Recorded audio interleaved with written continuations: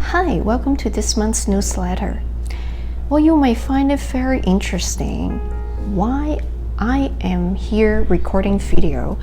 Well, it's because in the past 8 weeks, not just me, but my family has experienced something kind of chaotic, traumatic, but also quite inspiring in the last 8 weeks. So I find video format would be a little bit more direct for me to communicate and to share with you instead of writing.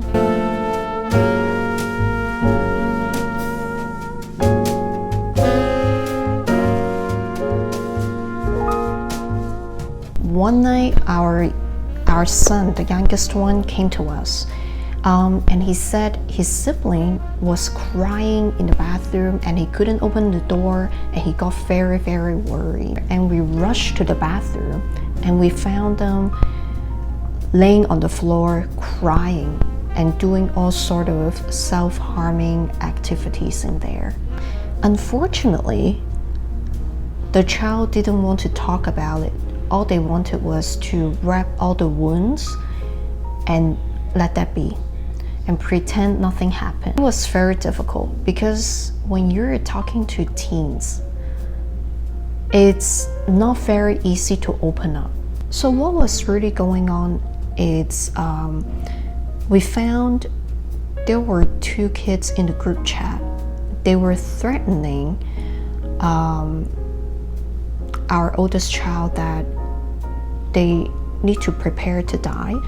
This is the 2 kids. They were talking about gangs. They were talking about how others' lives are just a piece of meat and they're not even worthy to have funeral. And the next day, they need to be prepared to die under their guns and knives. And their souls are pretty much disposable. That was really difficult to read.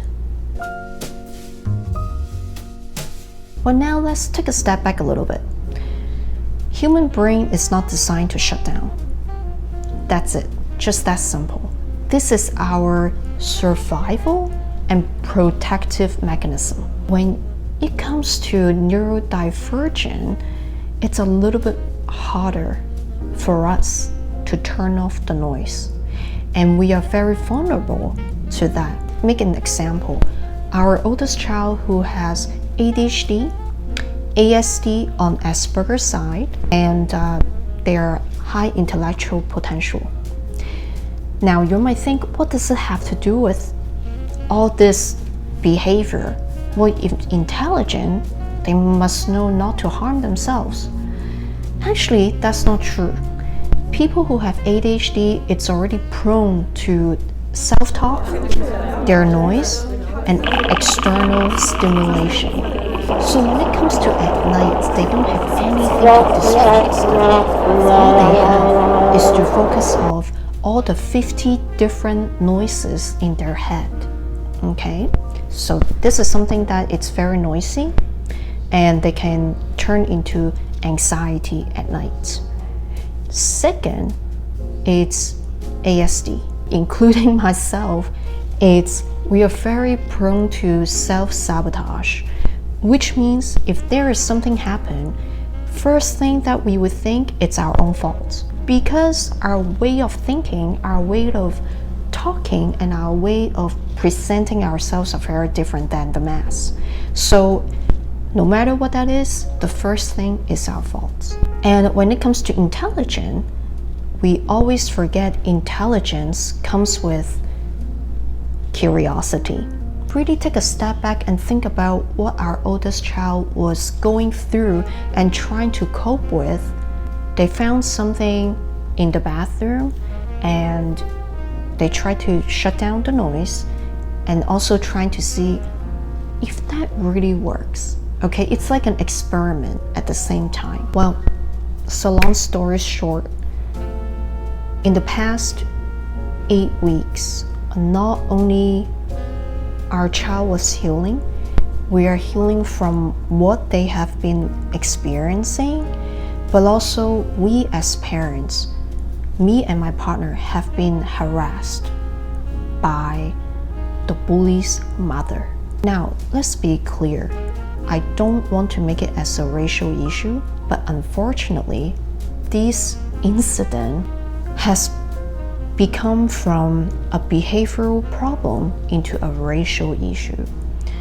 So one of the bully is a black kid, got adopted into a white family, and the mother kept calling us without listening to our explanation, and accuse us for not understanding how easy for a black kid to be in jail, calling us fake woke, and even left a text message and calling us a hypocrite, telling us to stay away from her child, even though we had no engagement with them.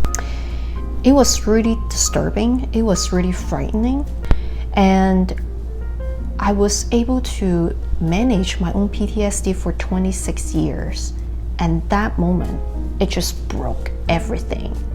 I couldn't get out of bed.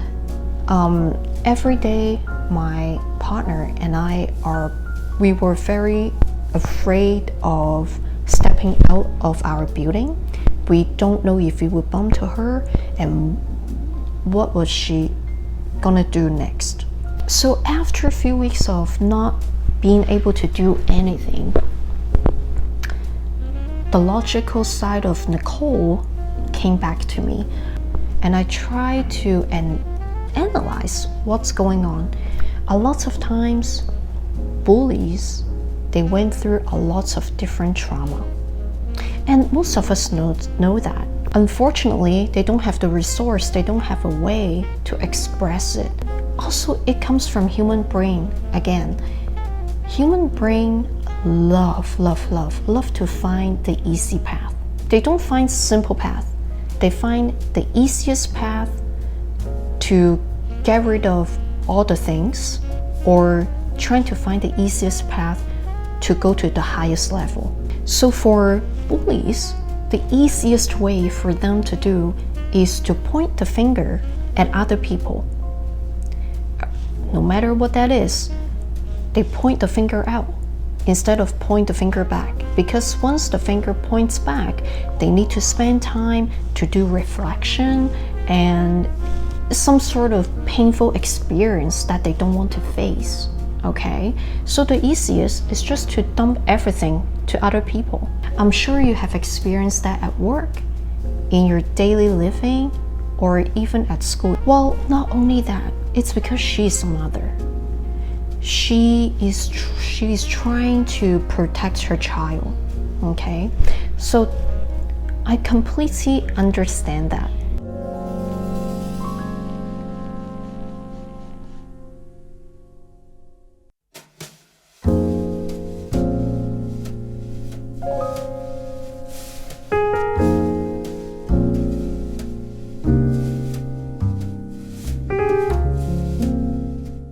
Just because I understand her, well, let's say this way, just because I think I understand her, doesn't mean I would sit at the same table with her again.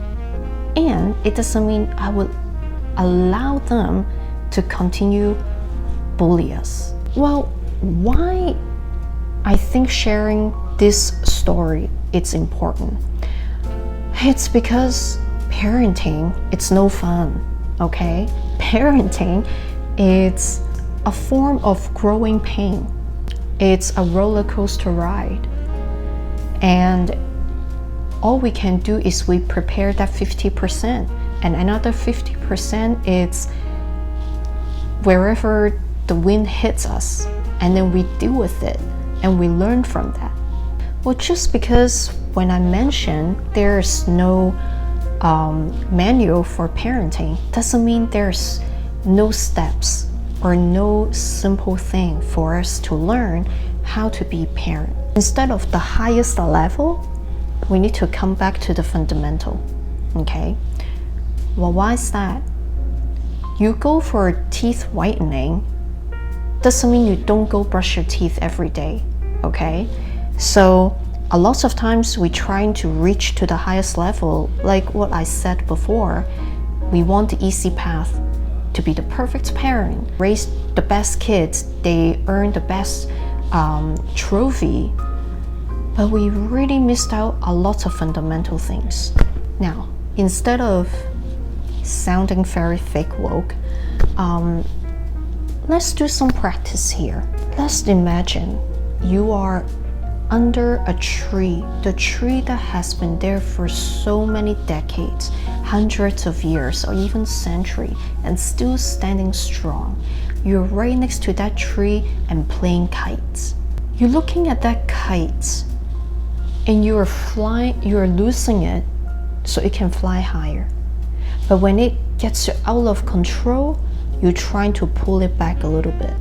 When you see other kites, you either want to just cut that kite off the string, or you want to start having another kite, more kites, balloon, something flying. So until your hands are holding too many strings, started to being stretched so thin, so much that you can't even stretch anymore.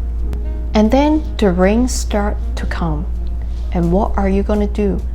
You're going to try to pull them and go under the tree. Does this sound familiar? That is what parenting it is nowadays. We are being stretched so much and trying to find a way to provide our kids the best school, the best clothes. And the craziest thing is, my friend who teaches Montessori school, and she received an application form of a fetus. When we trying to just lift everything up, you see, I'm not even that flexible anymore. And I don't know which one I should let go, because all the string, everything is intertwined. Well, at least we think they are. When the child started to tell you, they're trying to tell you that it is not working, and we are not listening. Because we're too busy doing that. Or even sometimes we do this and we just cover our ears. We heard it, but we can't listen very clearly. Well, then what happened to the tree? When the shit hits the fan, the rainstorm comes, then we hide to the tree. But the problem is, the tree itself, the leaves would fall. The branches would break. At the end, you get wet, you're trying to do all you can, you lose everything, and nothing cover you. All you have, all you realize, what still stands strong is the tree roots. Now, I'm sure you know what I'm trying to say. And especially if you are the ones that who've been reading my stuff, or you know me in person, you know that having a strong root is the fundamental key. We need to really look back to our roots, okay? As individuals, as parents, or even us, we are the children of our parents. We need to go back and have a look how we set up this family. Is it go by the experience that we had before? Is it a self-repeating? Okay, so the so-called generational trauma. We have to start from ourselves. Think about how we communicate with our kids. Is it the same as how our parents communicate with us? How we react and respond to other parents. Is it because of how we see our parents interact with other parents? So, at the end, in this summer, I would love to encourage you to take a step back and have a look in this parenting journey. Not just about how much our kids have grown, or what they have done at school, or what they have achieved, but also think about what we have grown as parents, as individuals. What have our kids taught us as parents? Because while our kids going through growing pain, we go through growing pain too. But the thing is, have we learned from the growing pain, right? So do some reflection work and always start from ourselves. We don't just focusing on our IQ, okay? This is a processor here, but we are talking about our hearts. All the memories, experience, and feeling going to the neurons in our hearts and our gut as well. And from our own work, knowing our kids are here to teach us, and then how can we better ourselves and work with our partners, work with our communities, or even if you're a single parent, what about your support system? So I hope this video, I know it's a little bit long, but I hope it can really help you to sit down and think about. Understand that no parent is perfect, and it's okay to be triggered sometimes, but it really depends on us how we respond and how we form our support system, okay? So this is your assignment for this summer. So at the end, I really would love to thank you and my support system, because in the past 5 years it hasn't been easy for me and my family. We have lived in different cities, different countries in the past, 20, 30 years. But coming to Canada, it's one of the most challenging things I have experienced myself, but it's just as much as for my family. So, and my business partners as well. So for whoever who have stepped up and give us support, and just to, or even audience, like even reached out and messaged me about why I haven't been active at the front of the business, or the things that I try to publish, I try to establish, have been being postponed for the longest time. It's because of we're still trying to set up our foundation in Canada here.